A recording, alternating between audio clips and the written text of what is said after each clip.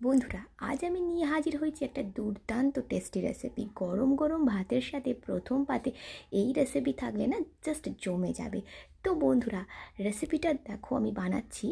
এখানে আমি পেঁয়াজ আর আলু সরু সরু করে কেটে নিয়েছি, বেগুন আর দেখো উচ্ছে আর কিছু কাঁচা লঙ্কা চিড়ে নিয়েছি। তো দেখো এখানে কিন্তু আমি কড়াই কিন্তু মানে গ্যাস অন করে কড়া বসিয়ে কড়াই কিন্তু আমি তেল দিয়ে দিয়েছি। তেলটা গরম হয়ে যাবার পর আমি দিয়ে দিলাম পেঁয়াজ কুচি। পেঁয়াজটাকে একটু হালকা করে নেড়ে চেড়ে নেব। আর বন্ধুরা, এই রেসিপিটা অসাধারণ খেতে লাগে গরম গরম ভাতের সাথে। তোমরা নর্মালি উচ্ছে ভাজা খেয়েছো, বাট বেগুনটা সাথে যোগ করলে না এর স্বাদ আরও অসাধারণ বেড়ে যায়। তো দেখো পেঁয়াজটাকে হালকা করে নেড়ে চেড়ে কড়াটা কিন্তু একদম ভালো করে গরম করে নিয়েছি। তারপর আলু আর উচ্ছেটা দিয়ে দিলাম। এখানে দেখো উচ্ছে আর আলুটা দিয়ে একটু হালকা করে নেড়ে নিয়ে আমি কিন্তু লম্বা লম্বা করে কেটে রাখা বেগুনটা দিয়েছি। আর বেগুনটা কিন্তু একটু মোটা মোটা করে কেটেছি। খুব একটা বেশি পাতলা করে কাটলে কিন্তু বেগুনটা পুরো উচ্ছে আর আলুর সাথে ঘেঁটে যাবে। তো বন্ধুরা দেখো এখানে আমি নেড়ে চেড়ে নিলাম আর একটু সামান্য স্বাদ মতো নুন দিয়ে দিচ্ছি একটু হলুদ গুঁড়ো আর সামান্য একটুখানি লঙ্কার গুঁড়ো। তো এখানে 1 চিমটি মতো লঙ্কার গুঁড়ো দিয়েছি, যেহেতু আমি কাঁচা লঙ্কাটা এখানে দিলাম।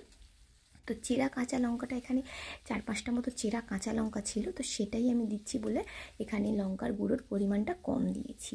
তো দেখো আমি নেড়ে চেড়ে নিচ্ছি আর একদমই মানে নেড়ে চেড়ে খুব একটা বেশি তেলও লাগে না, জাস্ট নেড়ে চেড়ে এটাকে মানে মাঝে মাঝে একটু নাড়তে হবে। আর গ্যাসের ফ্লেমটা অবশ্যই লো রেখে এটাকে ভেজে নিতে হবে। তো বন্ধুরা, যদি তোমাদের এই রেসিপিটা ভালো লাগে অবশ্যই আমার চ্যানেলটাকে সাবস্ক্রাইব করে দিও, লাইক কমেন্ট শেয়ার করো আর আমার পাশে থেকো।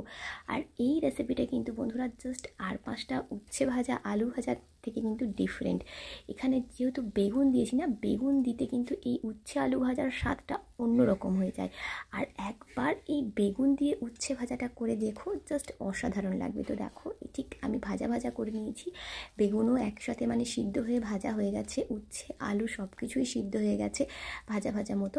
তো দেখো এইটা কিন্তু গরম গরম ভাতের সাথে জাস্ট একটু ডাল হলে আর অন্য কোনো কিছুর প্রয়োজনই নেই।